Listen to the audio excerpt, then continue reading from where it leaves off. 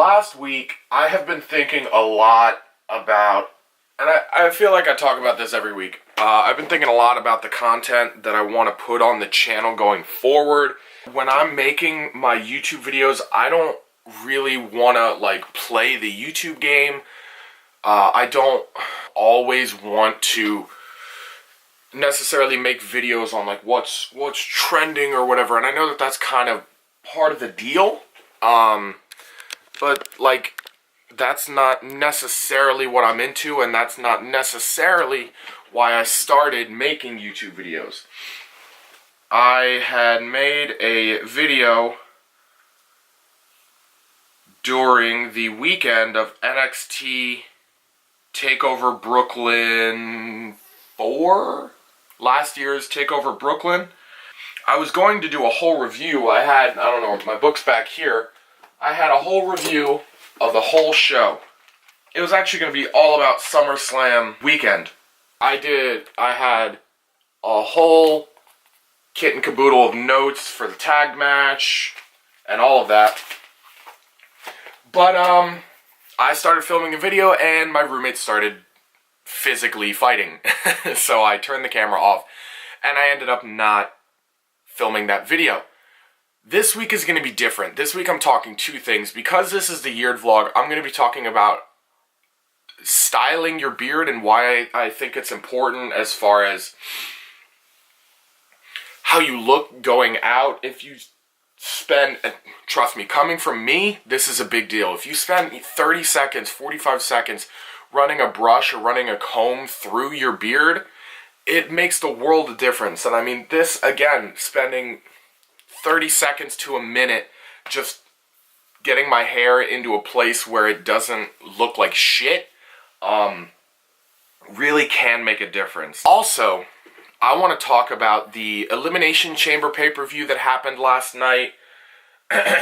It was a show that, walking in, I felt that it was very predictable in the outcomes. Just the way that they were building up stories, it really seemed clear-cut as to who was going to win what.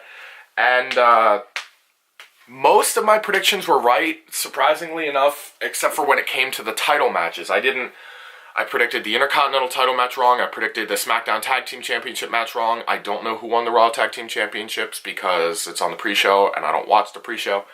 WWE Championship I actually predicted right, and I feel like I'm missing a match. The Raw Women's Championship. It's Ronda Rousey. Who cares? I don't. It's like 4 o'clock. I gotta get ready for work. Whatever. So we're gonna start off, we're gonna talk about the pre-show because that's gonna be really quick. The first match was, pretty sure it was a Cruiserweight Championship match between Buddy Murphy and Akira Tozawa. I haven't watched it yet, so here's me after I watched it. Ladies and gentlemen, my name is Drew Okonski, and I am the advocate for pro wrestling content right here on the channel. Now, 2 nights ago, we witnessed WWE's marquee event, the Elimination Chamber. I've got some thoughts, and I want to share them with you right now. First, we start with the pre-show, and now the pre-show, basically, I never watch the pre-show because I don't really have the time. And typically the matches that are delegated to the pre-show are at least the matches that the WWE deems as not as important, which is a shame because the match that was on the pre-show for the Elimination Chamber was a Cruiserweight title match between challenger Akira Tozawa and champion Buddy Murphy. This includes myself, but I feel like everybody sleeps on the Cruiserweights because I can't think of a time when I've seen a match between the WWE's current Cruiserweight division, 2 members of the Cruiserweight division, that I haven't enjoyed.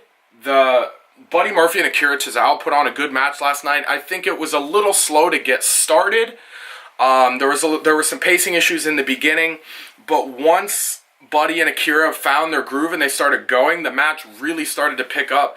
And there was a spot in the latter third of the match where Buddy Murphy's sitting on the turnbuckle, Akira Tozawa's in front of him. He military press, well, not military presses, but he grabs him like by both sides of his torso, picks him up and presses him up, throws him, catches him in a powerbomb. Mind you, he's sitting on the top turnbuckle, starts to powerbomb him. Akira Tozawa flips and counters it into a Hurricane Rana. That was one of the coolest moves that I had seen in a long time. In the end, Buddy Murphy hits his finisher, Murphy's Law. It's like a pump handle, like a variant of a pump handle slam. And Buddy Murphy ends up keeping his title because Buddy Murphy's been holding that title since... did he win it in Melbourne back in October at the Super Showdown? I think he might have. I think Buddy took the title back when he was in Melbourne. So he's been holding it for 4 or 5 months-ish. Again, I haven't really been watching 205 Live, and I don't really keep up with the Cruiserweight division, so I can't speak much of this, but I will give this match personally a B. I thought that it was really good.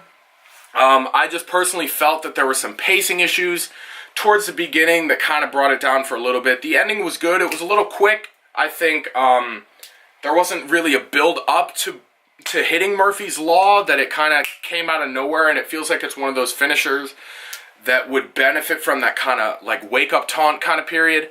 I also thought that the Revival were going to be defending the Raw Tag Team titles at the Chamber, but they didn't. I'm not entirely sure why. I'm going to be honest with you guys, I haven't watched the main product in Raw or SmackDown since probably before the Royal Rumble. I just haven't really gotten around to doing it. You know, I watch bits and pieces here or there, but I haven't. So I'm kind of upset to see that the Revival didn't defend their new Raw Tag titles that they won last week or 2 weeks ago, whenever it was. So that sucks. We get going with the main card. Now with the main card, the first match of the night was the Women's Tag Team Championship Elimination Chamber match. You have the Boss and Hug Connection, Fabulous Glow, Fire and Desire, the Samoan Slaughterhouse, what's that, 4? Sasha Bailey, Mandy and Sonya, Carmella and Naomi, Nia and Tamina, the Riot Squad, and the Iconics. The match starts with Sasha and Bailey against, I believe it was, they're calling them Fire and Desire. I don't know why they stopped calling them Absolution. I think the Absolution is personally a better name. But the match started there. You could see in the beginning when it was just the 4 of them, it was a little rough, again, getting started. I would say more so than between Murphy and Tozawa. The match was slow to pick up. You could see them calling to each other as far as what they wanted to do. And it was a little awkward at the beginning. But again, action started to pick up. You didn't see too much crazy, or rather too many crazy Elimination Chamber spots. You saw, I believe it was Sarah Logan and Liv Morgan of the Riot Squad did 2 crossbodies off the top of a pod onto 2 of the other teams that were in the match. I don't remember who it was. It was 2 days ago I watched the Elimination Chamber at this point. Nia Jax looked pretty good. Tamina is awful. I believe in the end it came down to Sasha and Bailey and I'm pretty sure it was Fire and Desire, Sonya and Mandy. I think Sonya and Mandy had a really good showing. The Iconics had a really good showing. They got a huge pop when they came out. Boos reigned in when they got eliminated by, I believe it was Nia and Tamina. I really would have loved to see the Iconics take the belts here. I mean, I understand why they didn't. I think putting them on Sasha and Bailey, who ended up winning the match, it's a safe pick. They've been friends for a long time, so they have that credibility as a team. Not exactly risky booking with this match, but again, understandably so. I would personally give this match a B-, B- or a C+, probably. The match was good. It wasn't great. The first third was pretty mediocre.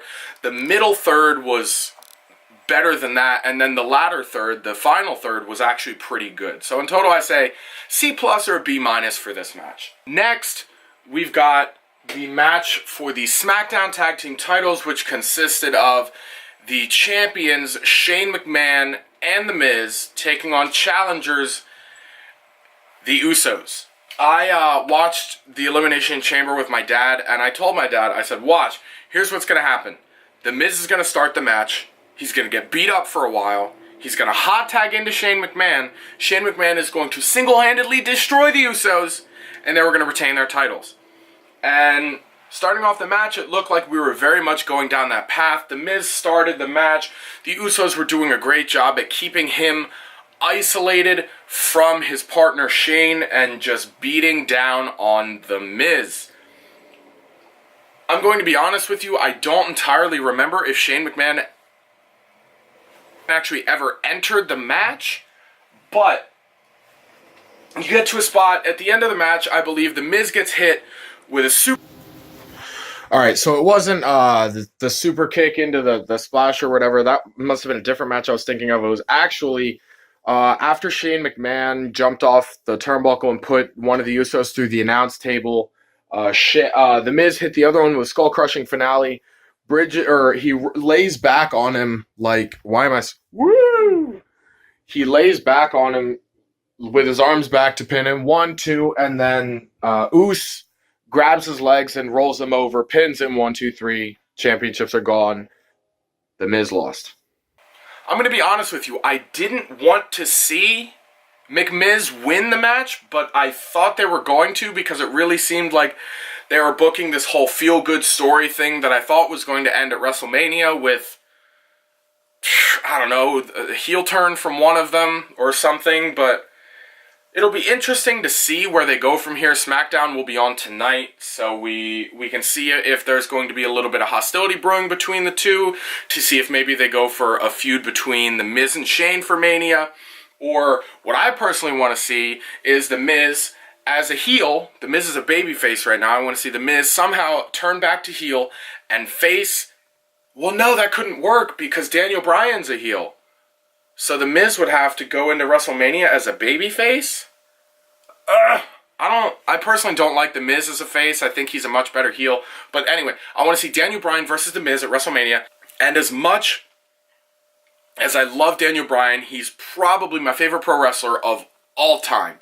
He's just, personally for me, very inspiring, his story, and he's just a great wrestler. I mean, when you look at his work in the ring, it speaks for itself. But I want to see The Miz take it at WrestleMania because I think that, the last time The Miz held the WWE title would have been around WrestleMania 26, WrestleMania 27, when he beat John Cena in the main event or whatever for the strap, or as Vince would call it, the championship title. I'm going to give this match, to bring it back, I'm going to give this match like a B+.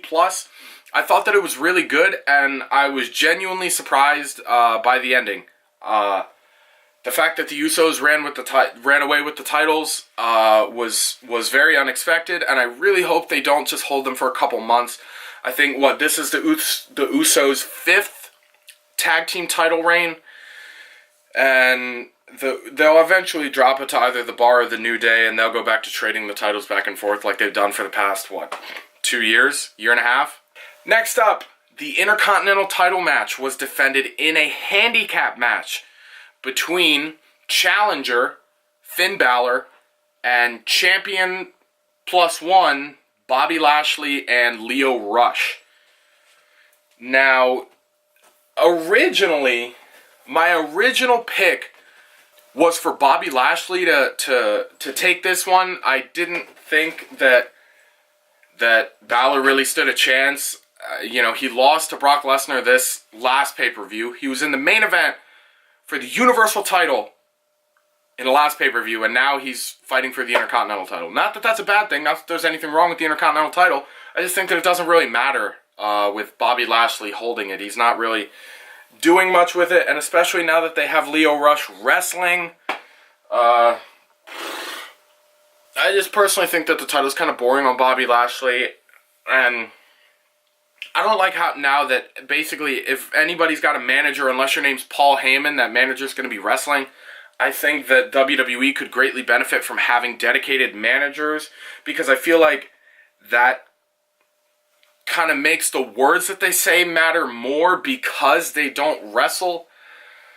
I don't know. Anyway, the match was pretty good. Most of it was spent between Finn Balor and Lio Rush in the ring. Bobby Lashley then got in. He started taking over, got some offense in. He's in his corner, getting ready to do the spear. You know, he's all ready. Boom, on the back. Lio Rush tags him in himself right as Lashley's about to put Finn away. Match goes on for a little bit while longer, and Finn ends up pinning Lio Rush, and Finn Balor is now the new Intercontinental Champion. Finally, this is the first bit of championship gold that Finn Balor has seen on the main roster since he returned from injury after SummerSlam 20, whatever it was, when he fought Seth Rollins and became the first ever Universal Champion. And this, I'm going to say basically the same thing here that I said about the Usos winning the SmackDown Tag Titles, is I hope that Finn Balor is not just a transitional champion. I want to see him get a proper chance to run with the title, because if Finn Balor didn't get hurt after SummerSlam and he was able to run with the Universal title after he won it, I truly believe the WWE would be a completely different place today. I think that him having to get rid of the title and them having to scrounge together and put together that Fatal 4-Way match between, what was it, Owens, Cass, Rollins, and whomever the fourth person was, let Finn run with the title for a long time, and please bring the Demon back at WrestleMania. I don't like how they address it as the Demon and Finn Balor are two different people, two different characters. I mean, I get it, but I don't know. I want to see the Demon come back because I love the theatrics that only Finn Balor brings to his entrances when he dons the paint. So, I really hope it's back. As far as the match, I'm going to be honest, I don't really remember the match that much. I'm going to give the match a B. It was good. I think putting Lio Rush in kind of made the match a little predictable, especially with the backstage interview that Lio and Bobby did with Charlie Caruso, I believe it was, where she specifically said, Bobby, aren't you worried that Finn could just isolate Lio Rush, pin him, and he could win the title without even beating you? That's not really what happened, but Finn ended up winning the title by pinning Bobby Lashley. Bobby Lashley still looks strong. Finn Balor's the champion. Win-win. Next, we have the Raw Women's title. Challenger Ruby Riott, champion Ronda Rousey. The match was about 2.5 minutes long. Ronda Rousey won. I give the match a D-. I'm not a Ronda Rousey fan. Also, remember that Charlotte Flair was sitting at ringside. And so people were thinking, ooh, maybe Ruby could get a win via DQ and Ronda could be dealt her first loss in the WWE without being pinned. No. Like I said, the match was about 2 minutes long. Completely clean victory over Ruby Riott. Then Charlotte gets in the ring. She starts talking to Ronda, and then Becky starts hobbling through the crowd on crutches. You know, suspended Becky Lynch. Becky Lynch suspended for 60 days. She'll be suspended until after WrestleMania. She walks through the crowd. She comes up to the ringside area where there's a security card right where they go through. Security guard just, stands there, does nothing. Oh, hey, Becky. Walks by. She's suspended. She should not be allowed to get in the ring. But she got in the ring, and basically what happens is she ends up, for lack of a better way to put it, beating the shit out of both Charlotte and Ronda with the crutches that she had. And then there was a point where I think Ronda got one of her crutches, and it looked like Becky was trying to get her to start beating on Charlotte. I don't think she ended up doing it. I'm pretty sure Becky just started wailing on her, and then she ended up getting handcuffed and taken out of the arena. But if you watch back, you'll see that she wasn't actually handcuffed. This segment I'll give a B+. I thought it was really good. I think that this is way better character development for the man, Becky Lynch, rather than seeing her apologize on Monday Night Raw and doing all of these things. The man, Becky Lynch, is supposed to be a badass that comes in, takes names, and is very confident in themselves. I feel like Becky Lynch isn't the type of character that would apologize, so this is a better course correction, and I'm very interested to see how she weasels her way into the match at WrestleMania because I believe that she's going to win. Next, Braun Strowman versus Baron Corbin. Now, this is another one that I believe on the Wednesday before the pay-per-view, they announced that this match would be a no disqualification match. Originally, I thought that Braun Strowman was going to take this match.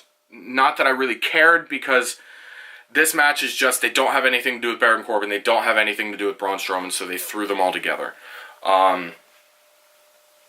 They go back and forth for a little while. There was a spot towards the beginning of the match where Braun Strowman took a kendo stick and wedged it, like, in, if this is the top turnbuckle, he wedged it in there, so it's pointing out that way.